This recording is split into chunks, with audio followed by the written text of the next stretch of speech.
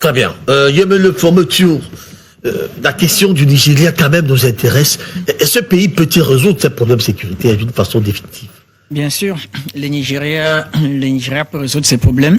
Et il faut préciser sur le recrutement du Nigeria que le chiffre qu'on est en train d'avancer, c'est le chiffre du gouvernement fédéral. Et le gouvernement fédéral a encouragé les États fédérés à faire des recrutements. Et le gouvernement central a dit le gouvernement fédéral va soutenir financièrement les recrutements faits par des États fédérés. Pour comprendre le Nigeria, il faut aussi comprendre que le Nigeria est un État fédéral. Donc le Nigeria est un État fédéral avec un État central qui ne veut pas trop peser sur les États fédérés. Le gouvernement central en quelque sorte, laisse les États fédérés résoudre certains problèmes. C'est pour ça que les crises perdurent. Parce qu'une crise peut être dans un État et le gouvernement central n'a pas envie de déployer l'armée fédérale pour aller résoudre. Le gouvernement central laisse d'abord l'armée fédérée résoudre le problème. Et c'est pour cela que parfois les problèmes perdus. Et cette fois-ci, le gouvernement a été clair. Le gouvernement va déployer l'armée fédérale pour pouvoir résoudre le problème. Et le gouvernement allait plus loin. Et le gouvernement allait plus loin pour dire, sur les questions de sécurité, pour dire, même les personnels qui avaient qui étaient protégés, même les grands cadres de l'administration qui étaient protégés, on va leur retirer leur protection pour mettre au service de la défense nationale. Donc les policiers qui doivent être recyclés d'abord. On va d'abord les recycler. Exactement. Avant d'être mis au service de la défense nationale. Donc, bien sûr, le Nigeria peut résoudre ce problème. Et le Nigeria va résoudre ce problème.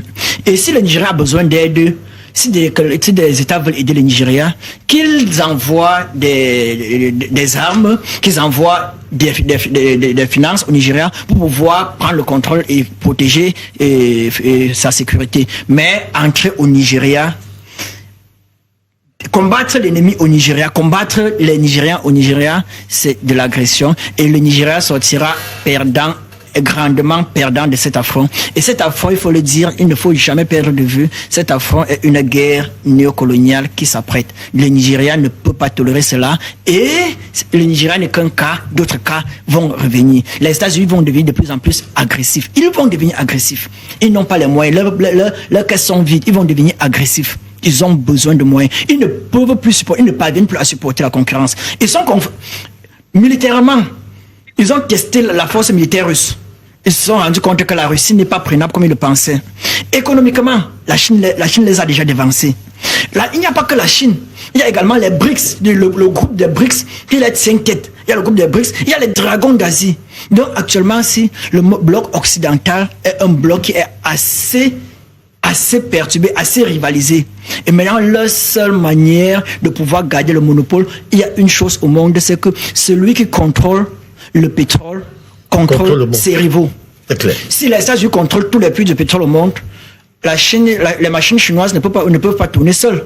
Pour que les machines chinoises tournent, il va falloir l'énergie pour les faire tourner. Et si cette énergie doit aller chercher chez les États-Unis, qui contrôlent déjà ces énergies, alors leur économie sera obligée d'être limitée. C'est pour ça qu'au monde actuellement, il y a une lutte acharnée pour qui va contrôler les ressources énergétiques du monde. Qui va contrôler le gaz? Qui va contrôler le pétrole? Qui va contrôler l'uranium? Là est la question centrale au monde. Et la guerre ne fait que commencer. Nous sommes à l'aube d'une guerre rude. Et l'Afrique doit se réveiller. Et cette guerre, la principale victime sera l'Afrique. Parce que dans tous les pays du monde, les autres ont au moins avancé. Seule l'Afrique traîne encore le pas, militairement, économiquement, stratégiquement. Il n'y a que nous. Donc nous devons nous réveiller le plus tôt possible. C'est une question de survie. Sinon, demain... Cet appel-là, il est encore là, il est parti?